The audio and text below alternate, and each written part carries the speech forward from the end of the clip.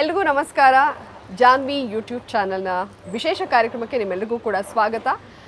ಕ್ಷೇಮಧಾಮ ನೀವು ನೋಡ್ತಾ ಇರೋದು ಕ್ಷೇಮಧಾಮ. ಇವತ್ತು ಕೂಡ ನಮ್ಮ ಜೊತೆಗೆ ಸಂಜೀವಿನಿ ಕ್ಷೇಮಧಾಮದ ವೈದ್ಯರು ಡಾಕ್ಟರ್ ಸುಬ್ಬಯ್ಯ ಅವರಿದ್ದಾರೆ.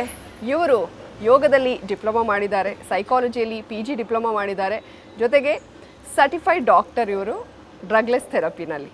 ಅವ್ರನ್ನೇ ಮಾತಾಡಿಸ್ತೀನಿ. ಇವತ್ತು ನಾವು ತೊಗೊಂಡಿರೋದು ಅಸ್ತಮಾ ಅನ್ನೋ ಟಾಪಿಕ್ ಬಗ್ಗೆ. ಅಸ್ತಮಾ ಅಂತಂದರೆ ಏನು, ಅದು ಬರೋದಕ್ಕೆ ಏನೆಲ್ಲ ಕಾರಣಗಳಿರುತ್ತೆ, ನಮ್ಮ ಜೀವನ ಕ್ರಮ ಹೇಗಿರಬೇಕು, ಜೊತೆಗೆ ಡ್ರಗ್ಲೆಸ್ ಥೆರಪಿಯಲ್ಲಿ ಇವರು ಅದಕ್ಕೆ ಹೇಗೆಲ್ಲ ಟ್ರೀಟ್ ಮಾಡ್ತಾರೆ, ಅವ್ರನ್ನೇ ಕೇಳಿಬಿಡೋಣ. ಮೊದಲಿಗೆ ಕಾರ್ಯಕ್ರಮಕ್ಕೆ ಅವ್ರನ್ನ ಸ್ವಾಗತಿಸೋಣ. ಡಾಕ್ಟರ್ ಸುಬ್ಬಯ್ಯ ಅವರೇ, ಕ್ಷೇಮಧಾಮ ಕಾರ್ಯಕ್ರಮಕ್ಕೆ ಸ್ವಾಗತ.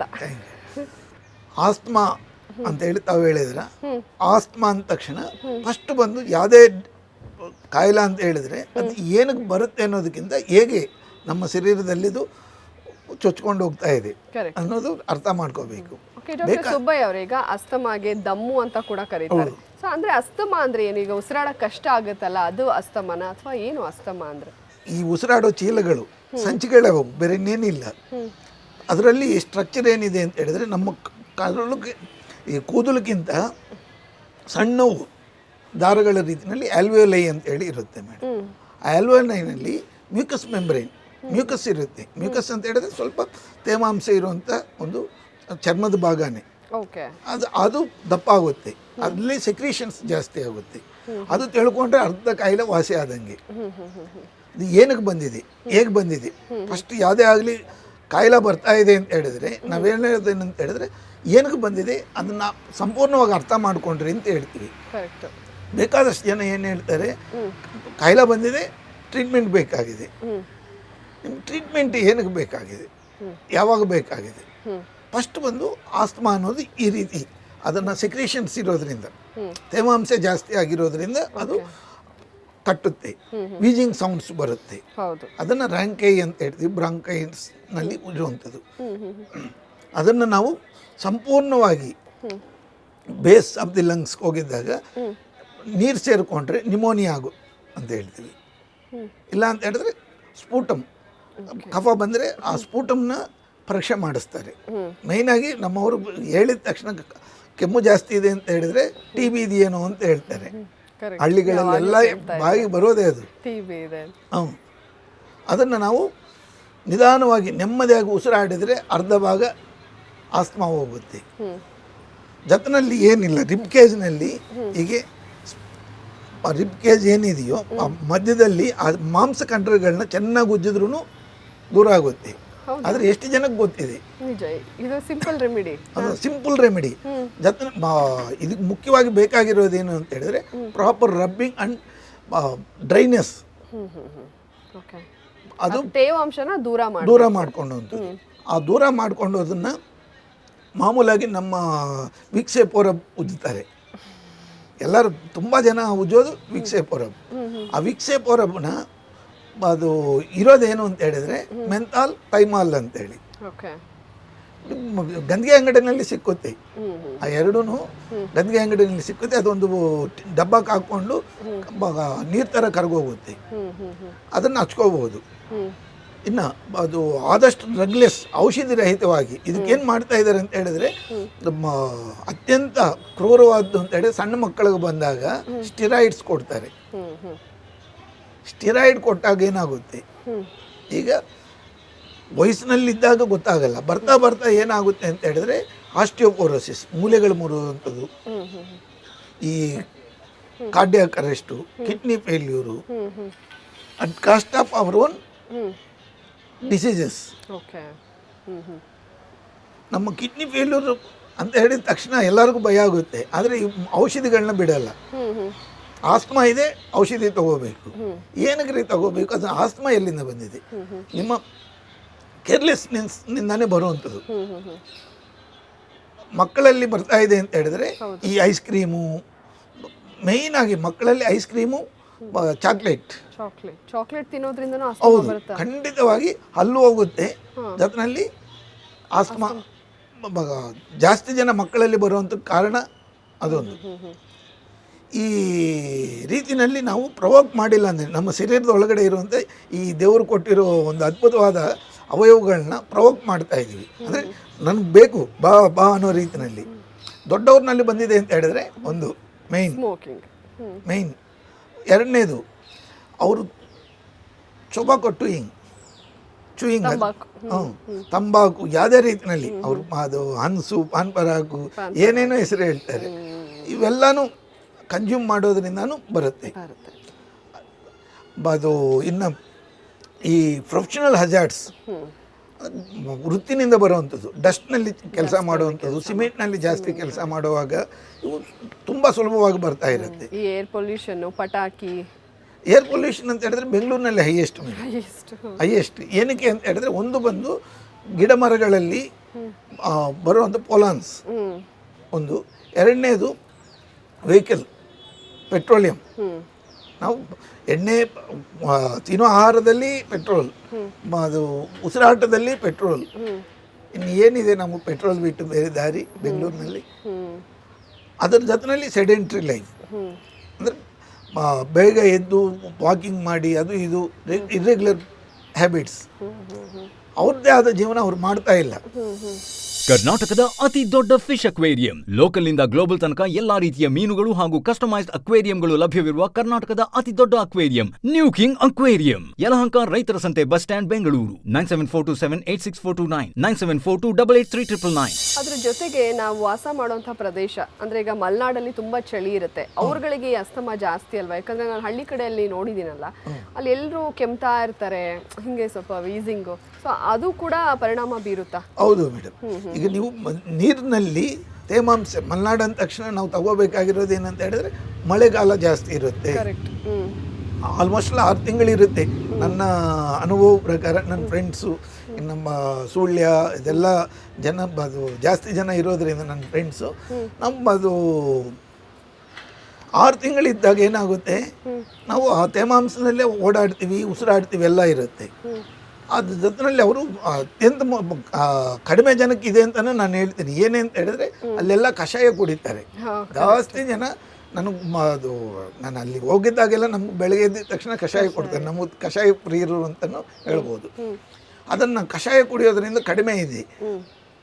ಆಸ್ತಮಾ ಮಲೆನಾಡಕ್ಕಿಂತನೂ ಬೆಂಗಳೂರು ಹೈಯೆಸ್ಟ್ ಪೀಕ್ ಲೆವೆಲ್ ಇದೆ ಜಸ್ಟ್ ಬಿಕಾಸ್ ಆಫ್ ಪೊಲ್ಯೂಷನ್. ಮಲೆನಾಡಿನಲ್ಲಿ ಬರೋದಕ್ಕೆ ಕಾರಣ ತೇವಾಂಶ ಒಂದಾದರೆ, ಎರಡನೇದು ಬಂದು ಅಲ್ಲಿ ಈ ರಬ್ಬರ್ ಪ್ಲ್ಯಾಂಟ್ಸ್, ಅವರು ರಬ್ಬರ್ ಪ್ಲ್ಯಾಂಟ್ನಲ್ಲಿ ಕೆಲಸ ಮಾಡುವಾಗ ತಣ್ಣಿನಲ್ಲೇ ಓಡಾಡ್ತಾರೆ, ಎಲ್ಲ ರೀತಿಯಲ್ಲಿನೂ ಅವರು ಅನ್ಹೆಲ್ತಿ ಅಂದರೆ ಅವರು ಸರಿಯಾಗಿ ಪ್ರೊಟೆಕ್ಟ್ ಮಾಡಿಕೊಂಡಲ್ಲ. ಮಳೆಯಲ್ಲಿ ನೆಂದಿದ್ದೀವಿ, ಅವ್ರಿಗೆ ಅಭ್ಯಾಸ ಆಗೋಗುತ್ತೆ. ನಾವು ಚರ್ಮ ದಪ್ಪ ಆಗಿದೆ ಅಂತ ಹೇಳ್ತೀವಿ ಕೆಲವರು. ಆ ರೀತಿಯಲ್ಲಿ ನಮ್ಗೆ ಗೊತ್ತಿಲ್ಲದಿರೋ ರೀತಿಯಲ್ಲಿ ನಮ್ಮ ಇಮ್ಯುನಿಟಿ ಕಡಿಮೆ ಮಾಡ್ಕೊಳ್ತಾ ಇದ್ದೀವಿ. ಅದು ಇಮ್ಯುನಿಟಿ ಕಡಿಮೆ ಆಗಬಾರದು ಅಂದರೆ ನಾವು ಮಾಡಬೇಕಾಗಿರೋ ಕೆಲಸಗಳೇನು ಅಂತ ಹೇಳಿದ್ರೆ ಆಹಾರ ಪದಾರ್ಥಗಳು ಬಿಸಿ ಬಿಸಿ ಬಂದು ಆದಷ್ಟು ನಾವು ತುಪ್ಪ ಜಾಸ್ತಿ ತಗೋ ಅಂತ ಹೇಳ್ತೀನಿ. ಅದು ದೇಸಿ ತುಪ್ಪ, ಮಲೆನಾಡು ಅಂದರೆ ಮಲೆನಾಡು ಗಿಡ್ಡ ತುಪ್ಪ ತಗೊಂಡ್ರಿ ಅಂತ ಹೇಳಿ ಅದನ್ನು ನಾವು ತಗೊಳ್ತಾ ಇಲ್ಲ. ಎರಡನೇದು ಬಂದು ನಮ್ಗೆ ಆಹಾರ ಬಿಸಿಯಾಗೇ ತಿನ್ನಿರಿ ಅಂತ ಹೇಳಿದ್ವಿ. ಆಹಾರದಲ್ಲಿ 4 ಕ್ವಾಲಿಟೀಸ್ ಬೇಕೇ ಬೇಕು ಅಂತ ಹೇಳಿದ್ವಿ. ಹಿತವಾಗಿ ತಿನ್ನುವಂಥದ್ದು, ಹಿತವಾಗಿ ನಮ್ಗೆ ರುಚಿಗೆ ತಗ್ಗಂಗೆ. ನಮ್ಗೆ ರುಚಿ ಅಂತ ಹೇಳಿದರೆ ನಮ್ಗೆ ಈ ಏನು ಚಿಪ್ಸು, ಕೋಳಿ ಬಲೆ ಇವೆಲ್ಲ ನಮ್ಮ ದೇಹಕ್ಕೆ ಬೇಕಾಗಿರುವಂಥದ್ದು ನ್ಯೂಟ್ರಿಟಿವ್ ಫುಡ್. ಮಿತಬುಕ್ ಸುತಬುಕ್, ಹಸುವಾಗಿದ್ದಾಗ ಅಲ್ಲಿ ಚಳಿ ಇರೋದರಿಂದ ಈ ಪದಾರ್ಥಗಳು ಎಲ್ಲನೂ ಜಾಸ್ತಿ ತಿಂತಾರೆ. ನಾವು ಅಲ್ಲಿ ಹೋಗಿದ ತಕ್ಷಣ ನಮ್ಗೆ ತಂದು ಇಟ್ಟಿಟ್ಬಿಡ್ತಾರೆ. ಋತುಮುಕ್ತ ಅಂತ ಹೇಳಿದ್ರೆ ಋತುಗೆ ಏನು ತಿನ್ಬೋದು ಅದು ತಿಂತಾ ಇಲ್ಲ. ಇವು ಆಹಾರ ಪದಾರ್ಥಗಳಿಂದನೂ ನಮಗೂ ರೋಗಗಳು ಬರ್ತಾ ಇದೆ. ಆಸ್ತಮಾನು ಮೇನ್ ಕಾಸೇಟಿವ್ ಫ್ಯಾಕ್ಟರ್ ಬಂದು ಒಂದು ಆಹಾರ ಪದಾರ್ಥಗಳು ಅಂತಲೂ ಹೇಳ್ತೀನಿ.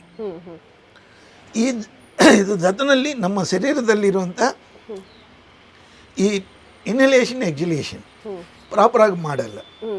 ನೀವು ಕುಂಭಕ, ಅಂತರ್ಕುಂಭಕ, ಬಾಹರ ಕುಂಭಕ ಅಂತೇಳಿ ಮಾಡ್ತೀವಿ. ಪೂರಕ ಅಂದರೆ ಒಳಗಡೆ ತಗೊಂಡೋದು, ಬಾಹರ ಕುಂಭಕ ಅಂದರೆ ಆಚೆ ಇರುವಂಥದ್ದು. ಈ ನಮ್ಮ ಕನ್ಸ್ಟ್ರಕ್ಷನ್ ಉಸಿರಾಟದಿ ಇರುವಾಗ ಇಲ್ದಿರೋದು ಬೇಡ, ನಮ್ಗೆ ಏನು ಬೇಕಾಗಿದೆ ಉಸಿರಾಟ, ಕಪಾಲಭಾತಿ ನಾವು ಹೇಳುವಂಥದ್ದು ಸೂರ್ಯಭೇದ ಪ್ರಾಣಾಯಾಮ, ಇದನ್ನ 100 ಭಾಗ ಹೋಗುತ್ತೆ. ಆಕ್ಯುಪ್ರೆಷರ್ ಪ್ರಕಾರ ಈ ಪಾಯಿಂಟ್, ಅದರಲ್ಲಿ ಶಾಂಭವಿ ಮುದ್ರಾ ಅಂತೇಳಿ ಹೀಗೆ okay clockwise anticlockwise, clockwise anticlockwise. ಇವನಲ್ಲಿ ನನಗೂ 190 ಜನ ಸೈನೋಸೈಟಿಸ್, ಟಾನ್ಸ್ಲೈಟಿಸ್, ಆಸ್ತಮಾ ಓಕೆ ಮೂರನ್ನು ಕ್ಯೂರ್ ಆಗಿರೋರು ಇದ್ದಾರೆ. ಅಂದರೆ how long it will take sir ಅದು? ಮೇಡಮ್, ಅದು ಸ್ಟಿರಾಯ್ಡ್ಸ್ಗಿಂತ ನಾನು ಬೇಗ ವಾಸಿ ಮಾಡ್ತೀನಿ ಅಂತ ಧೈರ್ಯವಾಗಿ ಹೇಳ್ತೀನಿ. ನಂಬಲೈಸೇಷನ್, ಸ್ಟಿರಾಯ್ಡ್ಸ್ ಮಾಮೂಲಾಗಿ ಇಲ್ಲದೆ ಹಾಸ್ಪಿಟ್ಲಿಗೆ ಹೋದ್ರು. ಈ ಕಿವಿ ಲೋಬ್ ಇದೆಯಲ್ಲ, ಲೋಬ್ ಚೆನ್ನಾಗಿ ಬಿಸಿ ಮಾಡಿರಿ. ನೀವು ಚಳಿ ಬೇಗ ಎದ್ದಿದ್ದಾಗ ಜಸ್ಟ್ ರಬ್ ಇಟ್. ಅದು ತುಂಬ ಈಸಿಯಾಗಿ ನಾವು ಆಸ್ತಮಾನಿಂದ ಬರ್ಬೋದು. ಇನ್ನು ಕಾಲು ಹೆಬ್ಬೆರಳುಗಳು, ಕಾಲಿನ ಹೆಬ್ಬೆರಳು ಚೆನ್ನಾಗಿ ಉಜ್ಜಿದ್ದಾಗಲೂ ತುಂಬ ಕಡಿಮೆ ಆಗುತ್ತೆ, ಸುಲಭವಾಗಿ ಬರೋದಕ್ಕೆ ಇವಂತು. ಆದಷ್ಟು ನಾನು ಯೂಕಲಿಪ್ಟಸ್, ಕಾಫಿ, ಅದು ನೀವು ಹೆಸರು ಏನಾದರೂ ಹೇಳ್ಕೊಡ್ರಿ, ಅದು ನಾವು ಡಿಕಾಷನ್ ಅಂತ ಕರಿತೀವಿ. ಒಬ್ಬೊಬ್ಬರು ಒಂದೊಂದು ಹೆಸರಿನಲ್ಲಿ ಕರೀಬಹುದು. ನಾವು ಕಾಫಿ ಹಾಲು ಆದಷ್ಟು ಹಾಲು ಮುಟ್ಟಬೇಡಿ ಅಂತ ಹೇಳ್ತೀವಿ. ಅಕಸ್ಮಾತ್ ಹಾಲು ಕುಡಿಬೇಕಾದ್ರೆ ಕ್ಯಾಸಿನೋಜೆನ್ ಅಂತೇಳಿ ಒಂದಿರುತ್ತೆ, ಅದು ಕಫ ಜಾಸ್ತಿ ಆಗುತ್ತೆ. ಅದು ಬದಲಾಗಿ ಅದಕ್ಕೆ ಸ್ವಲ್ಪ ಅರಿಶಿನ ಹಾಕಿರಿ ಅಂತ ಹೇಳ್ತೀವಿ ಕುಡಿಲೇಬೇಕು ಆಗಿರುವಾಗ. ಕಾಫಿ ಟೀ ಮುಟ್ಟಬೇಡಿ. ಅಕಸ್ಮಾತ್ ಅದನ್ನು ಯಾವುದೋ ಒಂದು ರೂಪದಲ್ಲಿ ತಗೋಬೇಕಾದ್ರೆ ಯೂಕಲಿಪ್ಟಸ್, ರೋಸ್ಮೆರಿ, ಬೇಕಾದಷ್ಟು ಇದೆ ಹರ್ಬ್ಸ್. ನಾವು ಅದು ಹೋಗಿ ಇಂಜೆಕ್ಷನ್ಸೇ ಹೋಗಬೇಕಾಗಿಲ್ಲ, ಇನ್ನು ಸ್ಟೆಬಿಲೈಸರ್ಸೇ ತಗೋಬೇಕಾಗಿಲ್ಲ, ಇನ್ಹೇಲರ್ಸ್. ಅದು ಖಂಡಿತವಾಗಿ ಅದನ್ನು ಎಷ್ಟು ನಮಗೂ ರೋಗ ಕೊಡುತ್ತೆ ಅಂತ ಹೇಳಿದರೆ ಹೇಳೋಕ್ಕಾಗಲ್ಲ, ಅಷ್ಟೊಂದು ತೊಂದರೆ ಕೊಡುತ್ತೆ. ಅದನ್ನು ನಾವು ಕೇರ್ ಮಾಡ್ತಾ ಇದ್ದೀವ? ಕೇರೇ ಮಾಡಲ್ಲ. ಇದು ಆಸ್ತಮಾ ಅನ್ನೋದಂತೂ ಖಂಡಿತವಾಗಿ 100 ಭಾಗ ರೋಗ ಅಲ್ಲ. ಯಾವುದೇ ರೀತಿಯಲ್ಲಿ ನಮ್ಮ ಶರೀರಕ್ಕೆ ಔಷಧಿ ಬೇಕಾಗಿಲ್ಲ. ಇದರಲ್ಲಿ ಸುಲಭವಾಗಿ ಕಡಿಮೆ ಮಾಡ್ಕೋಬಹುದು. ಆದರೆ ಎಷ್ಟು ಜನ ಕೇರ್ ಮಾಡ್ತಾರೆ ಸುಲಭವಾಗಿ ಅಂತೇಳಿ ಇವ್ರಿಗೆ ಗೊತ್ತಿಲ್ವೇನೋ. ಫಸ್ಟ್ ಅವ್ರಿಗೆ ಕೆಲಸ ಇರಲ್ಲ, ಯೋಚನೆ ಮಾಡೋಷ್ಟು ಬುದ್ಧಿಶಕ್ತಿ ಇರಲ್ಲ. ಎರಡನೇದು ಇವು ನಿಜವಾನ ಅಂತ ಹೇಳಿ ನೋಡ್ತಾರೆ. ಪ್ರಾಕ್ಟೀಸ್ ಮಾಡಿರಿ. ನಾನು ಎಲ್ಲ ನಿಮ್ಗೆ ಓಪನ್ ಆಗಿ ಹೇಳ್ತಾ ಇದ್ದೀನಿ, ಅದನ್ನು ಪ್ರಾಕ್ಟೀಸ್ ಮಾಡಿ ನೋಡ್ರಿ. ವಿಕ್ಸೆ ಪೌರಪ್ ಬಂದು 15 ರೂಪಾಯಿ 20 ರೂಪಾಯಿ ಆಗುತ್ತೆ.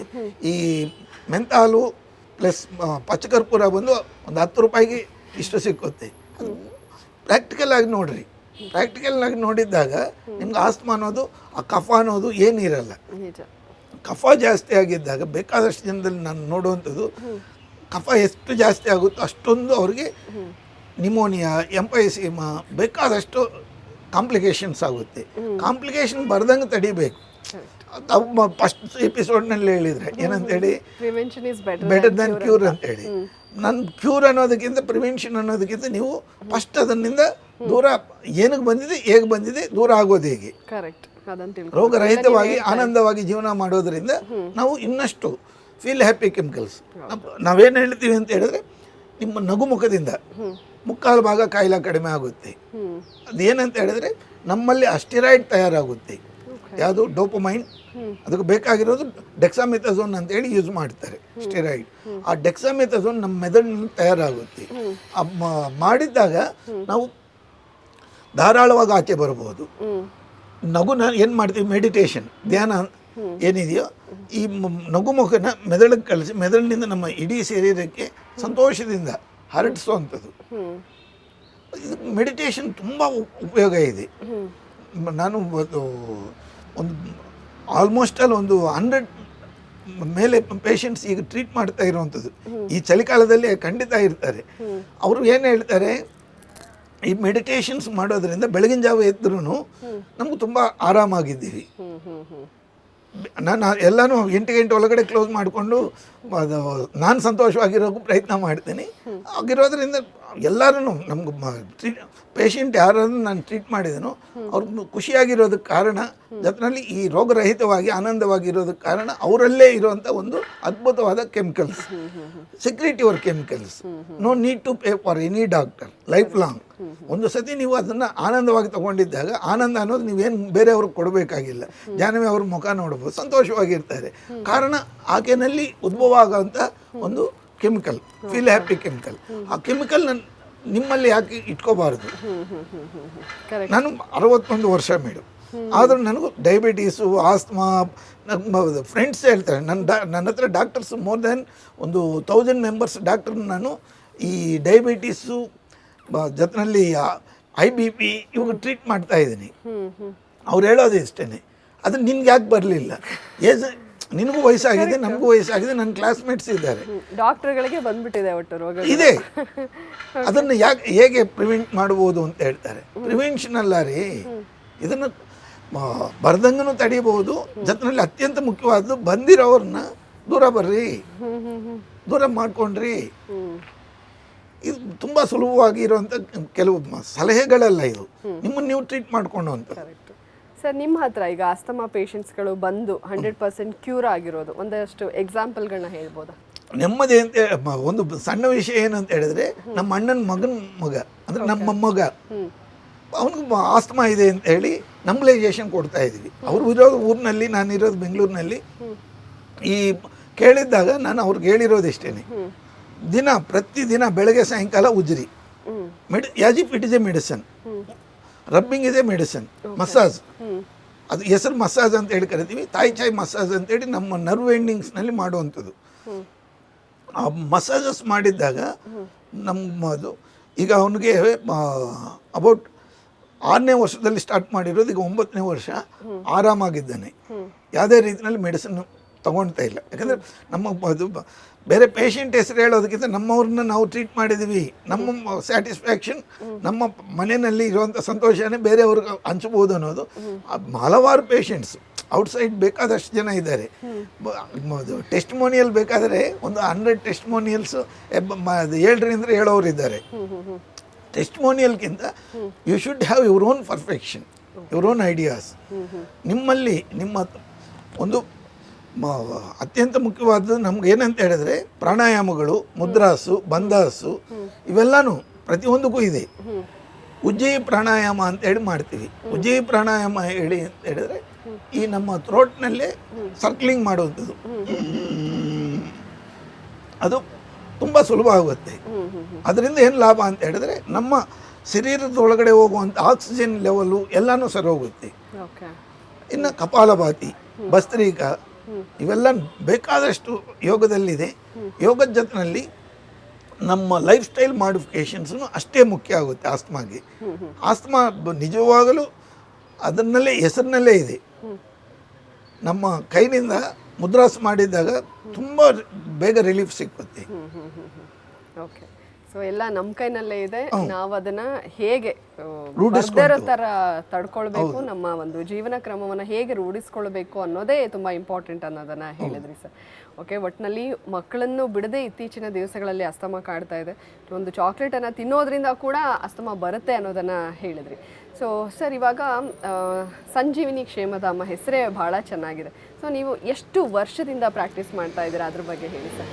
39 ವರ್ಷ ನಾನು ಒಬ್ಬ ಡಾಕ್ಟರ್ ಆಗಿರುವಂಥದ್ದು. ಅಂದರೆ ನಮ್ಮ ಮೆಡಿಕಲ್ ಕೋರ್ಸ್ ಆದಮೇಲೆ ನನ್ನ ಎಕ್ಸ್ಪೀರಿಯೆನ್ಸು, ಅದರಲ್ಲಿ 9 ವರ್ಷ ನಾನು ಹೋಮಿಯೋಪತಿ ಪ್ರಾಕ್ಟೀಸ್ ಮಾಡಿದೆ. ಹೋಮಿಯೋಪತಿನಲ್ಲಿ ಕ್ವಾಂಟಮೈಸ್ಡ್ ಮೆಡಿಸಿನ್ ಅಂದರೆ ಸಣ್ಣ ಗುಳಿಗೆಗಳು ಇರುತ್ತೆ.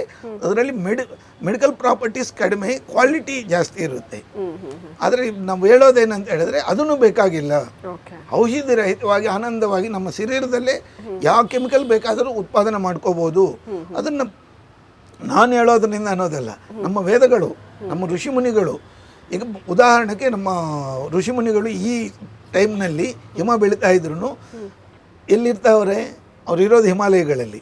ಹಿಮ ಹಂಗೆ ಸೋರ್ತಾ ಇರುತ್ತೆ. ಅವ್ರ ಶರೀರ ಯಾಕೆ ಗೆಡ್ಡೆ ಕಟ್ತಾ ಇಲ್ಲ? ನಾನು ಬೆಳಗಿನ ಜಾವು ತಣ್ಣೀರು ಸ್ನಾನ ಮಾಡ್ತೀನಿ. ನಾನು ಹೇಗಿರ್ತೀನಿ? ಎಲ್ಲರಿಗಿಂತ ಮಾಮೂಲು ಜನ ನಮ್ಮ ಅಯ್ಯಪ್ಪ ಭಕ್ತರು ಪಾದಗಳಿಗೆ ಒಂದು ಚಪ್ಪಲಿ ಇಲ್ಲ, ಎರಡನೇದು ತಣ್ಣೀರು ಸ್ನಾನನೇ ಮಾಡಬೇಕು. ಕರೆಕ್ಟ್. ಅದೆಲ್ಲ ಇರೋದು ನಮ್ಮ ಭಾರತ ದೇಶ ಸಂಸ್ಕೃತಿನಲ್ಲಿದೆ ಅಂತ ಹೇಳಿ ಧೈರ್ಯವಾಗಿ ಹೇಳಬಹುದು. ಓಕೆ. ಅದ್ರ ಜೊತೆಗೆ ಸರ್ ನನಗೆ ನಿಮ್ಮ ಬಗ್ಗೆ ಬಹಳ ಆಶ್ಚರ್ಯ ಆಗುತ್ತೆ. ನೀವು 1:30ಗಾದರೂ ಎದ್ದಿರ್ತೀರಾ, ನೀವು ಲೇಟು ನೈಟ್ ಕೂಡ ನಾವು ಏನಾದರೂ ಪ್ರಶ್ನೆಗಳನ್ನ ಕೇಳಬೇಕು ಅಂತಂದರೆ ರಿಪ್ಲೈ ಮಾಡ್ತೀರಾ. ಅಂದರೆ ನಿಮ್ಮ ರುಟೀನ್ ಹೆಂಗಿರುತ್ತೆ ಸರ್? ಅಂದರೆ ನೀವು ಅಂದರೆ ಹೇಗೆ ಬ್ಯಾಲೆನ್ಸ್ ಮಾಡ್ತೀರಾ? ಎಷ್ಟಾದರೂ ಇಷ್ಟು ಎನರ್ಜೆಟಿಕ್ ಆಗಿರ್ತೀರಲ್ಲ, ಆ ಸೀಕ್ರೆಟ್ ಏನು ಸರ್? ಸೀಕ್ರೆಟ್ ಬೇರೆ ಏನಿಲ್ಲ ರೀ ಮೇಡಮ್. ಒಂದೇ ಒಂದು, ನಮ್ಮ ಶರೀರದಲ್ಲಿ ಅದ್ಭುತವಾದ ಒಂದು ಶಕ್ತಿ ಇದೆ. ಅದು ಗುಡಾಕೇಶ ಅಂತೇಳಿ ನಮ್ಮ ಫ್ರೆಂಡ್ಸ್ ಕೆಲವರು ಪ್ರಾಕ್ಟೀಸ್ ಮಾಡ್ತಾ ಇದ್ದಾರೆ. ಭೀಷ್ಮ ಮಾಡಿರುವಂಥದ್ದು. ರಾತ್ರಿ ಹಗಲು ನಿದ್ರೆ ಇಲ್ದಿರೋ ರೀತಿಯಲ್ಲಿ ನಾವು ನಮ್ಮ ಶರೀರದಲ್ಲಿ ಕೆಮಿಕಲ್ಸ್ನ ನಾವು ಏನಂತ ಹೇಳಿದ್ರೆ ಸೆರಟಿನಿನ್, ಮೆಲ್ಟನಿನ್ ಅಂತೇಳಿ 2 ಕೆಮಿಕಲ್ ತಯಾರಾಗುತ್ತೆ. ಸೆರಟಿನಿನ್ ಅಂತ ಹೇಳಿದ್ರೆ ಆದಷ್ಟು ಹಗಲೊತ್ತು ನಾವು ಆ್ಯಕ್ಟಿವ್ ಆಗಿರುವಂಥದ್ದು. ಮೆಲ್ಟನಿನ್ ಅಂತ ಹೇಳಿದ್ರೆ ರಾತ್ರಿ ನಿದ್ರೆ ಮಾಡೋದಕ್ಕೆ. ಈ ಕೆಮಿಕಲ್ಸ್ ವ್ಯತ್ಯಾಸ ಇಲ್ದಿರೋ ರೀತಿಯಲ್ಲಿ ನಾವು ರೂಢಿ ಮಾಡಿಕೊಂಡ್ರೆ, ನಮ್ಗೆ ಅಭ್ಯಾಸ ಮಾಡಿಕೊಂಡ್ರೆ ಅದು ಎಲ್ಲನೂ ಆ್ಯಕ್ಟಿವ್ ಆಗೇ ಇರ್ಬೋದು. ಜೊತೆಯಲ್ಲಿ ನಾವು ಸಾಯಂಕಾಲ ಆಗ್ತಾ ಆಗ್ತಾ ತುಂಬ ಡ್ರೈನ್ ಆಗಿಬಿಡ್ತೀವಿ. ಬೆಳಗ್ಗೆ ಇದ್ದಷ್ಟು ಶಕ್ತಿ ಸಾಯಂಕಾಲ ಇರಲ್ಲ. ಕಾರಣ ಇಷ್ಟೇ, ನಮ್ಮಲ್ಲಿ ಸ್ಟೆರಾಯ್ಡ್ಸ್, ನಾವು ಒಳಗಡೆ ಇರುವಂಥ ಸ್ಟೆರಾಯ್ಡ್ಸ್ ಡ್ರೈನ್ ಆಗುತ್ತೆ. ಆ ಉತ್ಸಾಹ, ಸಂತೋಷ ಅನ್ನೋದು ಹಿಂಗಾಗ್ಬಿಡ್ತೀವಿ. ಅದು ಬೇಕಾಗಿಲ್ಲ. ದಿನ ಬೆಳಗ್ಗೆ ಇದ್ದೇನಿಂದ ನಾನು ಎಲ್ಲರಿಗೂ ಹೇಳ್ತೀನಿ, ಗುಡ್ ಮಾರ್ನಿಂಗ್ ಹೇಳ್ಬೇಡಿ, ಹ್ಯಾಪಿ ಮಾರ್ನಿಂಗ್ ಹೇಳ್ರಿ. ಅದು ನಾನು ನಿಮ್ಗೆ ಇನ್ಸಿಸ್ಟ್ ಮಾಡಿದ್ದೇನೆ. ಫೋನ್ ಮಾಡಿದಾಗ ಸರ್ ಕಡೆಯಿಂದ ಬರೋದೆ ಹ್ಯಾಪಿ ಮಾರ್ನಿಂಗ್ ಅಂತ. ಏನಕ್ಕೆ ಮಾಡಬೇಕು ಅನ್ನೋದಕ್ಕೊಂದು ಅರ್ಥ ಇದೆ ಮೇಡಮ್. ಗುಡ್ ಅಂತ ಹೇಳಿದ್ರೆ ನಾವು ಬದುಕಿರೋದೇ ಗುಡ್ಡು. ಇನ್ನು ಮತ್ತೆ ಅದನ್ನು ಸಂತೋಷವಾಗಿ ಎಂಜಾಯ್ ಮಾಡೋಣ. When we are spreading our happiness, ನಮ್ಮ ಸಂತೋಷ 4 ಜನಕ್ಕೆ ಹಂಚಿದಾಗ ನಾನು ಸಂತೋಷವಾಗಿರ್ತೀನಿ. ನಮ್ಮ ಹಣಕಾಸೊಂದು, ನಮ್ಮ ಆರೋಗ್ಯ ಎಲ್ಲನೂ ಅದರಲ್ಲೇ ಇದೆ. ಅದು ಪ್ರಕೃತಿ ರೆಡಿ ಇದೆ ನಮ್ಗೆ ಕೊಡೋದಕ್ಕೆ. ನಾವು ಯಾಕೆ ತಗೋಬಾರ್ದು? Law of attraction, law of manifestation. We can do anything and everything by our virtual capacity, cellular magnetism. ಕರ್ನಾಟಕದ ಅತಿ ದೊಡ್ಡ ಫಿಶ್ ಅಕ್ವೇರಿಯಂ. ಲೋಕಲ್ನಿಂದ ಗ್ಲೋಬಲ್ ತನಕ ಎಲ್ಲಾ ರೀತಿಯ ಮೀನುಗಳು ಹಾಗೂ ಕಸ್ಟಮೈಸ್ಡ್ ಅಕ್ವೇರಿಯಂಗಳು ಲಭ್ಯವಿರುವ ಕರ್ನಾಟಕದ ಅತಿ ದೊಡ್ಡ aquarium new king aquarium. Yelahanka ರೈತರ ಸಂತೆ ಬಸ್ ಸ್ಟ್ಯಾಂಡ್, ಬೆಂಗಳೂರು. 9742786429, 9742883999. ನಿಜ ಸರ್, ನೀವು ಹೇಳೋದು ನೋಡಿದ್ರೆ ಎಲ್ಲ ಪ್ರಕೃತಿನಲ್ಲೇ ಇದೆ, ನಮ್ಮಲ್ಲೇ ಇದೆ. ಆದರೆ ಅದನ್ನು ಹೆಂಗೆ ನಾವು ಉಪಯೋಗಿಸ್ಕೊಳ್ಬೇಕು, ರೂಢಿಸ್ಕೊಳ್ಬೇಕು ಅನ್ನೋದು ನಮಗೆ ಬಿಟ್ಟಿದ್ದು. ಅದೆಷ್ಟೋ ಜನಕ್ಕೆ ಗೊತ್ತಿರಲ್ಲ.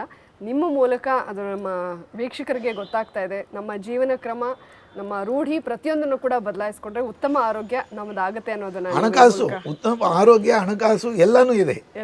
ಆರೋಗ್ಯ ಚೆನ್ನಾಗಿದ್ರೆ ಜಾಸ್ತಿ ಕೆಲಸ ಮಾಡ್ಬೋದು. ಸೊ ದುಡ್ಡು ಜಾಸ್ತಿ ಕೆಲಸ ಅಲ್ಲ ಮೇಡಮ್, ಅವ್ರ magnetic power can attract the universal cosmic power. ನಮ್ಮ ಹಿರಿಯರು ಹೇಳ್ತಾರೆ, ತದಾಸ್ತು ದೇವತೆ ಇರ್ತಾರೆ, ನೀವು ಏನಂದ್ರೆ ಅದು ಮಾತಾಡಬೇಡಿ ಅಂತೇಳಿ. ಅದು ನಮ್ಮ ಹಳ್ಳಿಗಳಲ್ಲಿ ಮುಖ್ಯವಾಗಿ ಅದನ್ನ ಮಾತಾಡ್ತಾರೆ. ಈಗ ಟಿವಿ ಬಂದ ಮೇಲೆ ಅದು ಮಾತಾಡೋದಕ್ಕೂ ಟೈಮ್ ಇಲ್ಲ, ಅದು ಬೇರೆ ವಿಷಯ. ಆದರೆ ಏನಂತ ಹೇಳಿದ್ರೆ, ನಮ್ಮ ಶರೀರ ಬೆಳಗ್ಗೆ ಎದ್ದಿದ ತಕ್ಷಣ ನಾವು ಮಾಡಬೇಕಾಗಿರೋದೇನು? ತಕ್ಷಣ ಕಾಲಕೃತ್ಯಗಳು ಮುಗಿಸ್ಕೊಂಡು ನಾವು ಸ್ನಾನ ಮಾಡಿ ಪೂಜೆ ಮಾಡಿ ಅಂತ ಹೇಳ್ತೀವಿ. ಪೂಜೆ ಮಾಡೋದಕ್ಕೆ ಏನಕ್ಕೆ? ಪೂಜೆ ಮಾಡೋದು ಅಂದ್ರೆ ಒಂದು ಪಾಸಿಟಿವಿಟಿನ ನಾವು ದಿನಪೂರ್ತಿ ಆ ಪಾಸಿಟಿವಿಟಿ ಉಳಿಸ್ಕೊಳ್ಳೋದಕ್ಕೆ. ಪಾಸಿಟಿವಿಟಿ ಉಳಿಸ್ಕೊಂಡೋದು ಜೊತೆಯಲ್ಲಿ ವಿ ಹ್ಯಾವ್ ಟು ಗೆಟ್. ನಾನು ತುಂಬ ಆಂಜನೇಯನ ಭಕ್ತ ಅಂತ ನಾನು ಹೇಳಿದ್ದೀನಿ. ಆಂಜನೇಯನ್ಗಿಂತನೂ ನಮಗೂ ನಮ್ಮ ಮೇಲೆ ನಮ್ಮ ನಂಬಿಕೆ ಇದ್ದಾಗ ಆಂಜನೇಯ ಸ್ವಾಮಿ ಎಲ್ಲೋ ಇಲ್ಲ, ನಮ್ಮಲ್ಲೇ ಇದ್ದಾರೆ. ಅಹಂ ಬ್ರಹ್ಮಾಸ್ಮಿ, ತತ್ವಮಸಿ. ನನ್ನಲ್ಲಿ ದೇವರಿದ್ದಾರೆ, ನಮ್ಮ ಜಾನ್ವಿ ಅವ್ರನಲ್ಲಿ ದೇವರಿದ್ದಾರೆ. We should not disrespect. We have to give enough respect to each and every person.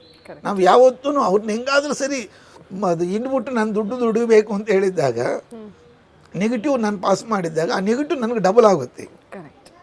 ಯಾಕಂದರೆ ನಮ್ಮ ಮೆದಡ್ನಲ್ಲಿ ಆ ಕೆಮಿಕಲ್ ಚೇಂಜ್ ಆಗ್ತಾ ಇದೆ. When I am ready to bless as my kid or my sister, my mother, my own family member, we can have a coordinative power from the nature. Okay sir, ಅಂದರೆ ನಮ್ಮ ಪ್ರಕೃತಿ ನಮ್ಮಲ್ಲೇ ದೇವರು ಇದ್ದಾನೆ, ಆ ಶಕ್ತಿನೂ ಇದೆ, ಎನರ್ಜಿನೂ ಇದೆ, ಪ್ರತಿಯೊಂದು ಇದೆ. ಅದನ್ನು ನಾವು ಹೇಗೆ ರೂಢಿಸ್ಕೊಳ್ಬೇಕು ಅನ್ನೋದು ಬಹಳ ಮುಖ್ಯವಾಗುತ್ತೆ ಅಂತ ಹೇಳಿದ್ರಿ ಸರ್. ಇವತ್ತಿನ ಕ್ಷೇಮಧಾಮ ಕಾರ್ಯಕ್ರಮದಲ್ಲಿ ಅಸ್ತಮ ಅಂದರೆ ಏನು, ಏನಕ್ಕೆ ಅದು ಬರುತ್ತೆ, ಅದರ ಕಾರಣಗಳು, ಪರಿಣಾಮಗಳು, ಜೊತೆಗೆ ಡ್ರಗ್ಲೆಸ್ ಥೆರಪಿನಲ್ಲಿ ನೀವು ಅದಕ್ಕೆ ಹೇಗೆ ಟ್ರೀಟ್ ಮಾಡ್ತೀರಾ ಎಲ್ಲವನ್ನು ಕೂಡ ತಿಳಿಸ್ಕೊಟ್ರಿ sir. Thank you very much ನಿಮಗೆ. Thank you madam. Have a great day. Thank you sir. Happy day sir. Be happy. Okay, ನೋಡಿದ್ರಲ್ಲ ಡಾಕ್ಟರ್ ಸುಬ್ಬಯ್ಯ ಅವರು ಇವತ್ತಿನ ಕ್ಷೇಮಧಾಮ ಕಾರ್ಯಕ್ರಮದಲ್ಲಿ ಅಸ್ತಮಾ ಅಂದರೆ ಏನು, ಅದು ಯಾಕೆ ಬರುತ್ತೆ, ಅದರ ರೋಗ ಲಕ್ಷಣಗಳು ಹೇಗಿರುತ್ತೆ, ಅದನ್ನು ನಾವು ಯಾವುದೇ ಒಂದು ಡ್ರಗ್ಸನ್ನು ತೆಗೆದುಕೊಳ್ಳದೆ ಹೇಗೆ ಗುಣಪಡಿಸ್ಕೊಳ್ಬಹುದು, ನಮ್ಮ ಶರೀರದಲ್ಲೇ ಪ್ರಕೃತಿಯಲ್ಲೇ ಇರುವಂತಹ ಒಂದು ಎನರ್ಜಿಯನ್ನು ಹೇಗೆ ನಾವು ಎನ್ಹ್ಯಾನ್ಸ್ ಮಾಡಿಕೊಂಡು ಇನ್ನಷ್ಟು ಪಾಸಿಟಿವ್ ಆಗಿ, ಎನರ್ಜೆಟಿಕ್ ಆಗಿ, ಉತ್ಸಾಹಭರಿತರಾಗಿ ಇರಬಹುದು ಅನ್ನೋದನ್ನು ಡಾಕ್ಟರ್ ಸುಬ್ಬಯ್ಯ ಅವರು ತಿಳಿಸ್ಕೊಟ್ಟಿದ್ದಾರೆ. ನಿಮಗೆ ಅಸ್ತಮಾ ಬಗ್ಗೆ ಏನಾದರೂ ಪ್ರಶ್ನೆಗಳಿದ್ದರೆ ನಮ್ಮ ಚಾನಲ್ನ ಕೆಳಗಡೆ ನೀವು ಕಮೆಂಟ್ ಹಾಕ್ಬೋದು. ನಿಮ್ಮೆಲ್ಲ ಪ್ರಶ್ನೆಗಳಿಗೂ ಮುಂದಿನ ಕಾರ್ಯಕ್ರಮದಲ್ಲಿ ಡಾಕ್ಟರ್ ಸುಬ್ಬಯ್ಯ ಅವರು ಉತ್ತರಿಸ್ತಾರೆ. ಇವತ್ತಿನ ಕಾರ್ಯಕ್ರಮ ನಿಮಗೆಲ್ಲರಿಗೂ ಬಹಳ ಉಪಯೋಗಕಾರಿಯಾಗಿದೆ ಅಂತ ಭಾವಿಸ್ತಾ ಇವತ್ತಿನ ಕ್ಷೇಮಧಾಮ ಕಾರ್ಯಕ್ರಮವನ್ನು ಇಲ್ಲಿಗೆ ಮುಗಿಸ್ತಾ ಇದ್ದೀವಿ. ಜೊತೆಗೆ ಡಾಕ್ಟರ್ ಸುಬ್ಬಯ್ಯ ಅವರ ಸಂಜೀವಿನಿ ಕ್ಷೇಮಧಾಮದ ವಿಳಾಸವನ್ನು ಕೂಡ ನೀವು ಸ್ಕ್ರೀನ್ ಮೇಲೆ ನೋಡ್ತಾ ಇದ್ದೀರಾ. ಜೊತೆಗೆ ಅವರ ಕಾಂಟ್ಯಾಕ್ಟ್ ನಂಬರನ್ನು ಕೂಡ ನಾವು ಡಿಸ್ಪ್ಲೇ ಮಾಡ್ತಾ ಇದ್ದೀವಿ. ನೀವು ಅವ್ರನ್ನ ಸಂಪರ್ಕಿಸಬೇಕು ಅಂತಂದರೆ ಆ ಕಾಂಟ್ಯಾಕ್ಟ್ ನಂಬರ್ಗೆ ನೀವು ಕಾಂಟ್ಯಾಕ್ಟ್ ಮಾಡಿ. Thank you very much.